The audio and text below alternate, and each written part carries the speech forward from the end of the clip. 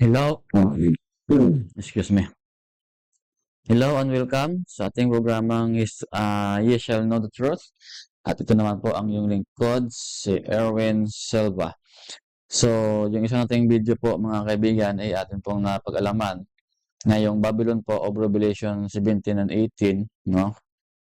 That was the papacy based sa mga description na binigay ng Biblia sa atin po mga kaibigan. So ngayon po mga kaibigan, atin namang tingnan kung ano ang ginawa nitong Babylon na to, except doon sa ginawa niyang vaccine para ma-implement po yung vaccination. So gumawa sila po ng pandemic at yun nga, nagawa nila yung implementation ng vaccine. So marami pong nalinlang doon mga kaibigan. So ngayon naman po, para naman po mapatunayan natin na yung Roman Catholic Church talaga ang Babylon po dito. Tingnan naman po natin yung dalawang description na binigay ng Biblia, no? At ito po mga kaibigan, asahan nyo na hindi nyo talaga ma-accept yung sasabihin ko. Maliban na lang po kung buksan nyo po ang inyong isipan at inyong puso at kung kayo mismo ang tutuklas nito mga kaibigan. Kaya po, ready na po kayo malaman kung ano ang ginawa niya at kung ano pa ang kanyang ginagawa ngayon. Okay po, ito po ang ating title ng ating video is the Babylon of Revelation 17 and 18.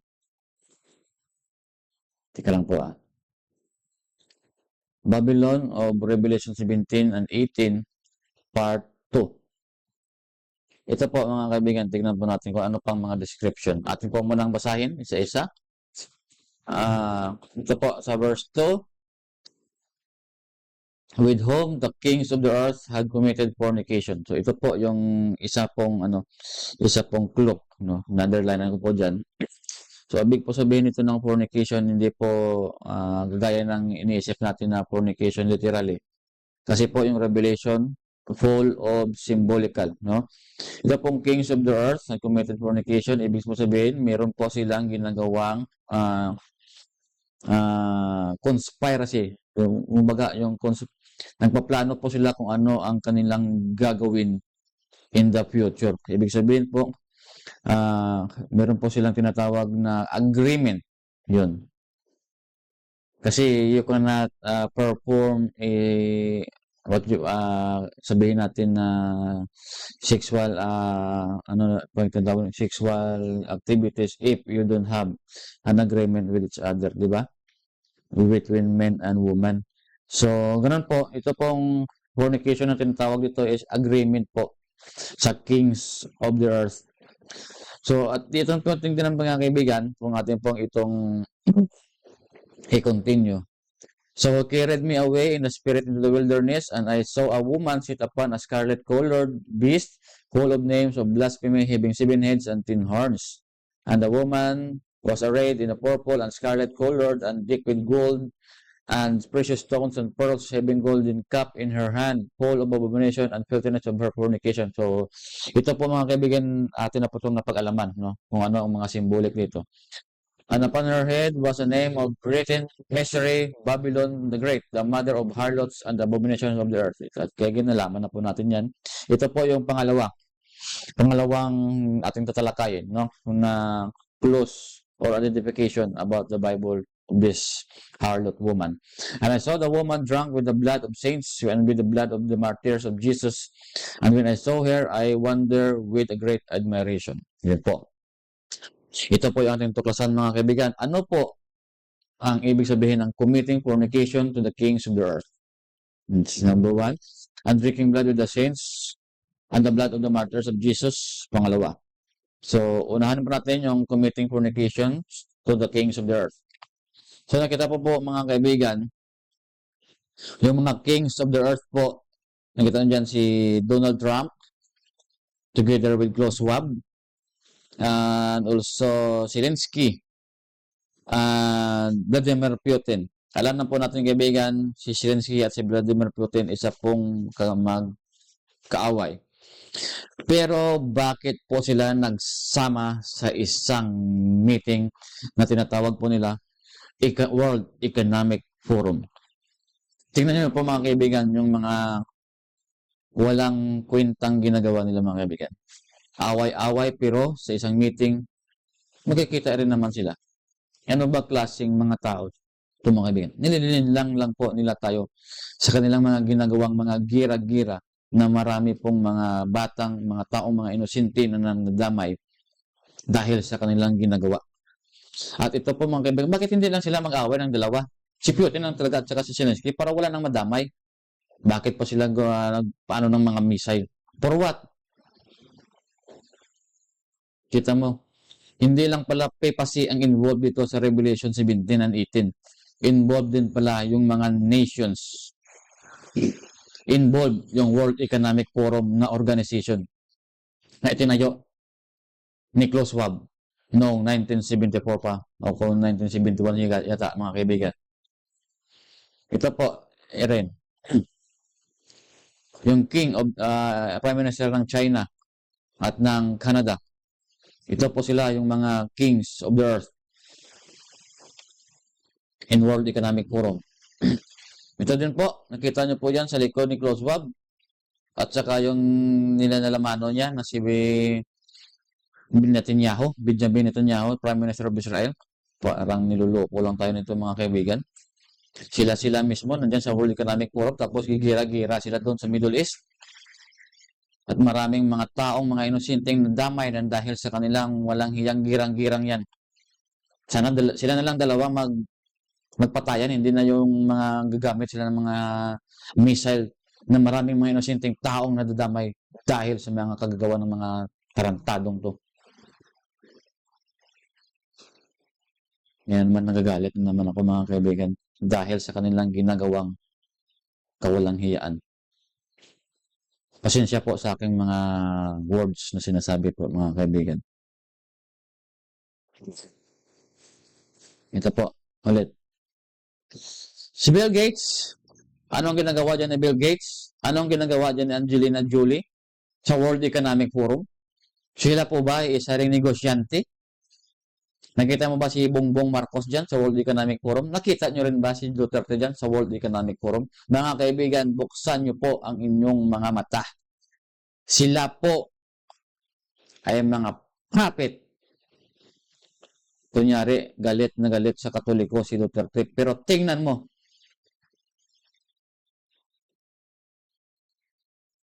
sila lang naman pala nandyan. Bakit yung mga negosyante nandyan din mga kaibigan? Si Bill Gates na numero 1 nag-endorso o gumawa ng vaccine, COVID vaccine. Bakit nandyan yan? Ibig sabihin ba yung World Economic Forum isa rin pala sa mga taong to na nagplano para sa world o kung population control. Papatayin yung mga tao through vaccine. Kasi ang sabi daw ni Bill Gates, there are too many of us. So ito po mga kaibigan, Revelation 18 verse 10 to 13. Bakit nandyan yung mga negosyante at yung mga kings of the earth na nagtitipon sa World Economic Forum? Standing afar off for the fear of her torment. Yung Babylon po mga kaibigan, nakita nyo sa part 1 natin na the Babylon of Revelation 17 and 18. Yung ipinakita po nila ng Roman Catholic Church sa Catholic Encyclopedia nila, yung pinakita po nilang chapter na kiniklaim nila nga sila yun, ito pong verse 18. So po tingnan mo po, bakit po hinusgahan yung Babylon sa verse 9, sa verse 10? Kasi meron po siyang kasalanan. Kaya po mga kaibigan, lumabas kayo dyan. Huwag kayong Ito na nga pinapakita ng Biblia. At sila rin mismo ang na-accept na sila po itong Babylon na to na judge ng Panginoon. That great city Babylon, that mighty city, in one hour the city is judged, the judgment is come. And for the merchants, yun na-mention, Bakit nandun si Bill Gates? Bakit ano ba si Angelina Jolie? Bakit nandun din? Kasi po sila po yung mga merchants na ginagamit nitong Catholicism to destroy humanity. And the earth shall weep and mourn over her. Nakita niyo po? Iiyak po ang buong mundo dahil sa kanyang kahihigatnan, mga kaibigan. For no man buyeth their merchants anymore. Kung meron po sa Revelation 13, if you do not accept the mark of the beast, you cannot buy or sell. Sila din po, mga kaibigan. Wala na pong bibili at wala na pong bibinta sa kanilang mga produktong binibigta, mga kaibigan. Kung ano yung ginawa nila sa mga saints in the future, ganon din ang gagawin ng Panginoon sila in the future. Kaya wag po kayong matakot. Wag po kayong matakot na i-share po ito, mga kaibigan. Kasi po, ganon din naman eh. Pag hindi ka nag-receive ng mark of the beast, patay ka, gutom ka. Pag nag-receive ka naman ng mark of the beast, patay ka, gutom ka. But in the future will be also tormented to hell because of her sins. That's why ang Panginoon po, sabi niya sa verse 4 ng 18, labas na po kayo dyan para hindi po kayo maging partaker of your sins. And you will not receive the plague na para po sa Kanya. Verse 12, the merchants of gold and silver and precious stones and of pearls and fine linen and purple and silk and scarlet and all thine woods. Nakita nyo yung mga binibinta nila, mga kaibigan. And all the manner of vessels of ivory and all manner of vessels of most precious wood and of brass and of iron and of marble. Yun po yung mga binibinta, mga kaibigan, no? And cinnamon and odor and ointments, yung mga pabango, yung mga panghaplas-haplas dyan sa mga may sakit nyo.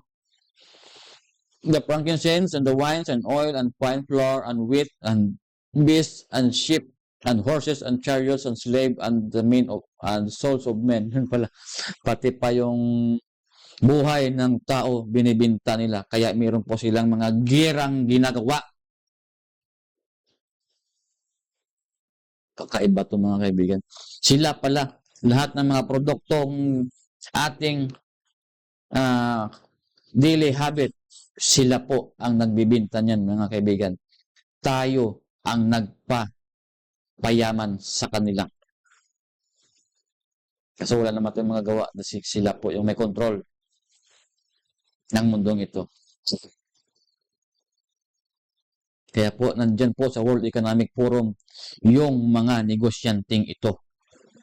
At yung mga kings of the earth, itong mga prime minister, president, nandun po. Nagkukuntsaba po sila, mga kaibigan. Yun po ang ibig sabihin ng fornication to the kings of the earth.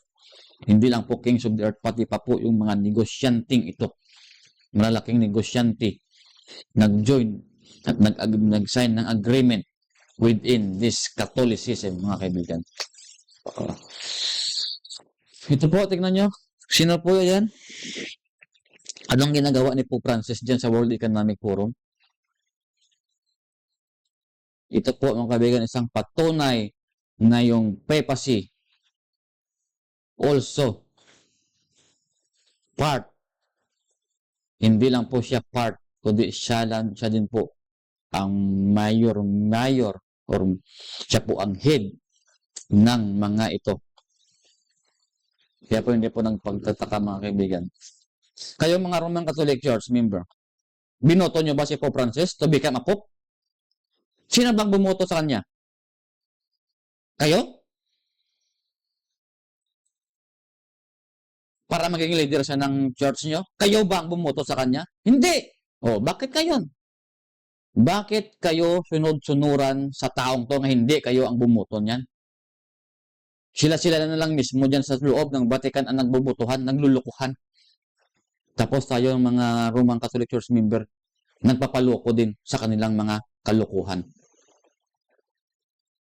Kaya po, ito po ang Revelation 17 and 18 na nag-fornicate to the kings of the earth and sa mga merchants, no other than the papacy, the seat of the papacy. Kung sino man ang nakaupo bilang Pope dyan, siya po ang tinutukoy dyan. Nakita niyo ba sa itaas? Drinking the blood of the saints and the blood of the martyrs and of Jesus. Basahin niyo po. Timeline of Inquisition. 1231, Pope Gregory IX authorized Dominicans to examine Cathar and other Christian heretics in southern France and Italy, the so-called medieval Inquisition. Tama ba yung ginagawa nila? Pag ayaw nila ng doktrina ng Katoliko, pag ayaw sumunod sa papacy, papatayin? Yun ba ang turo ni Kristo? Patayin nyo ang ayaw sumunod sa inyo? Ito rin. 1478, Pope Sixtus IV authorized the Spanish Inquisition. Yan. Yan ba ang utos ng Panginoon sa inyo? Claim kayo ng claim na kayo yung linyada ni Peter? Kasi si Peter daw ang binigyan ng authorization, ng susi. Yan ba ang karakter ni Christ? Pag hindi sila sumunod, patayin nyo. 1542, Pope Paul III established the Roman Inquisition. Yun din. Pagpatayin din nila yung hindi sumunod sa papacy. Ano ba klaseng religion to? 1588, Pope Sixtus V creates congregation the Holy Roman Empire and Universal Inquisition. Hindi lang po sa Rome yung Inquisition, kundi buong mundo. Kaya po, nung pumunta sila dito sa Pilipinas, kinanonize po, inano po nila nung inintroduce yung Catholicism. Pag hindi ka tumanggap ng Catholicism, papatayin ka ni Magellan. Kasi universal na po yung Inquisition. Ito, 1582, 88. 1521, nandito na sila sa Philippines. Kaya po yung Inquisition na yan, dala-dala nila po dito sa Philippines. Pag hindi po yung mga tao dito sumunod sa kanila, papatayin nila. Ano ba klaseng religion to? Yan po ang sinasabi dyan sa Revelation 18. They are the merchants of the soul. Ito ang sabi ng Biblia. Binigyan po sila ng chance ng Panginoon. Revelation chapter 2 verse 21, kasi yung itong Church of Thyatira, yung babae po dito, also represent the Roman Catholic Church. And I gave her a space to repent of her fornication, and she repented not. Hindi po siya nagbago, mga kaibigan. Bakit? Ito po, 1908, Roman Inquisition becomes Holy Office. Nirename lang po nila. Yung Inquisition, naging Holy, becomes Holy Office daw. In 1965, after the approval of Pope Pius VI ng Second Vatican Council, ito po, reorganize Holy Office, rename it the Congregation of the Doctrine of the Faith. Yun. Iniba lang po yung pangalan, pero yung karakter, ganun din. Papatay din sila ng tao in the future, mga kaibigan.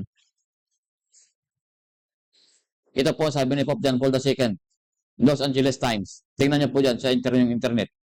Vatican City and a landmark public confession. Pope John Paul II begged God's forgiveness. Bakit siya nanghingi ng tawad, mga kaibigan? Dahil yung Roman Catholicism is the number one po na pumatay ng mga saints of God. Pag hindi po sila umaksep ng doctrine of the papacy o kung lalabas sa Roman Catholic Church, papatayin sila ng papacy. Ito, humingi na ng tawad si Pope John Paul II. Isang po itong patunay na sila po talaga yung pumapatay ng mga saints of God.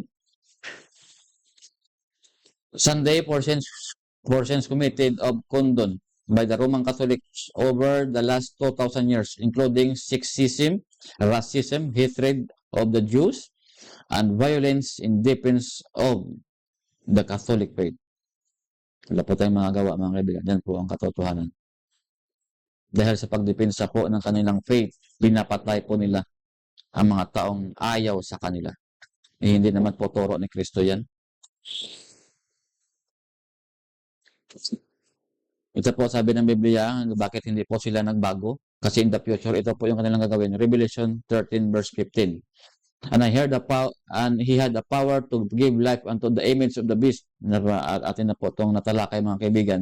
Puntahan nyo lang po yung comparison of the sea beast and Jesus Christ. Diyan po inyo malalaman kung sino po, kung ano po itong image na ibig sabihin nito. That the image of the beast should both speak and cause as many as would not worship the image of the beast should be killed. Future pa totoo po mga kaibigan. Sa future pa po ito.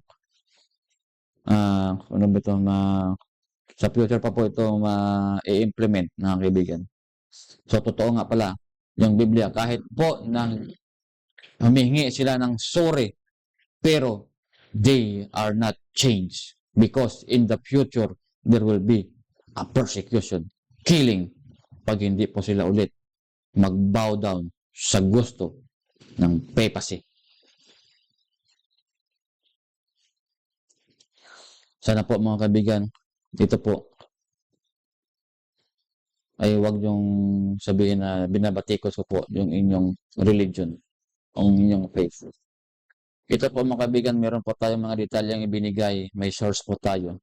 At sana po, ito ay inyo ring pag-aralan ng kayo mismo makatuklas at makaalam ng katotohanan.